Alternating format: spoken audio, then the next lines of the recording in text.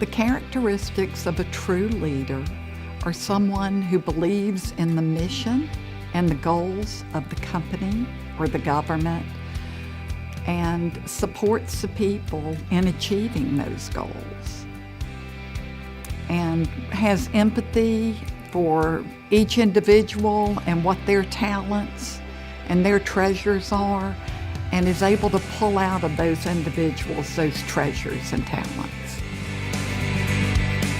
One word that describes me is empathy.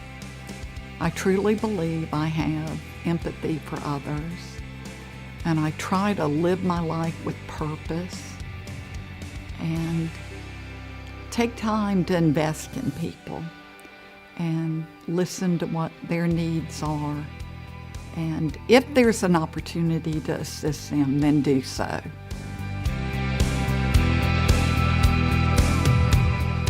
I think my friends and colleagues would describe me as an individual who cares for others and has empathy for others. The person who's had the greatest impact on my life is my husband. And I met Jerry 15 years ago. We married 14 years ago. And I met him on a blind date that neither one of us wanted to go on. But somehow our friend talked us both into it, and I soon realized what an extraordinary man Shelly Morgan is. He's absolutely the most generous person, cares for people more than anyone I know or have ever met, and cannot do enough for people. And on a day-to-day basis, he is always helping someone. In fact, my son, who's the jokester of the family, Doug, he calls Jerry Mr. Greed, which is so opposite the truth of what Jerry exhibits and who he is. Something I was involved in fairly early in my life is feeding the needy in Jacksonville Beach. And this is way before Mission House. And it was through my church, and once a month we would bring meals to between 100 and 125 people at the beach.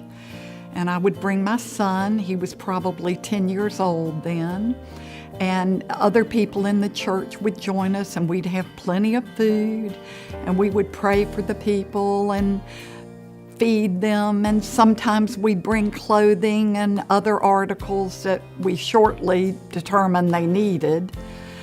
But it was real clear to us, of these 100 to 125 people, there was so much more they needed than what we could provide in one evening. And so I think it's wonderful that there's so many services now, including volunteers in medicine and Mission House at the beach, that support people who are needy and have mental health needs, need jobs, need clothing, all of those things. And I love that Volunteers in Medicine works with other organizations in fully meeting those needs. I think it's so important to give back and pay it forward because so many of us have been so blessed. I certainly was so blessed, and I had Mom and Dad who really cared for me, had opportunities, was able to go to college and get a degree and even beyond that. And I've had several businesses and run several businesses. And what joy it is to me to be able to support and help other people, because I was so helped, not just by family, but by professors and many Sunday school teachers, many individuals who supported me throughout my life and continue to. And, I always go back to the story that when I was young, my mom had us give 10% of our allowance to a charity or to church. And that always struck me as something that I could continue the rest of my life.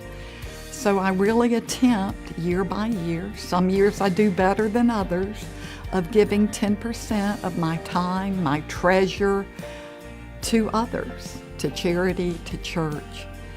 And I want to make a difference. I want to live with purpose, and that's the way I can live with purpose.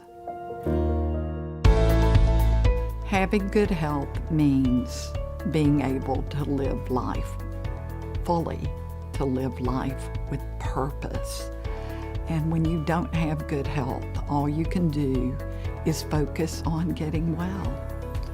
And that is not a fulfilling way to live. That's not a way I want anyone to have to live. And I've seen it with friends. I saw it with my dad last year. And people are no longer themselves because they can only focus on the one thing of getting healthy again.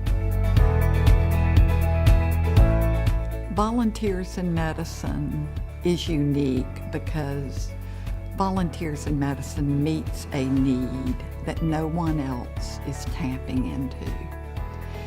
And it's always been there, but I believe with the Affordable Care Act, it's there more than it ever has been. Because there are so many people out there who are working and making minimum wage and cannot afford health insurance. And, I have for instance, my husband has a lady who's an hourly employee at the dealership. He runs a couple of dealerships. And they offered her a couple of dollar raise an hour. And she came in and talked to Jerry and said, I can't take that raise. If I do, I lose my health insurance. I am a single parent with 2 children, working 40 hours a week, and I have had cancer. And I cannot afford to lose my medical insurance. That's the benefit of Volunteers in Medicine. That's the one place she could go to get help. Now, I promise you, Jerry will take care of that, and he will help her. But Volunteers in Medicine meets a need that has not been met before. There's a lot of people I admire, but someone I really admire is Abraham Lincoln because he failed forward. He failed 17 times, but became the President of the United States. And we still have that opportunity in the United States today, and I love that.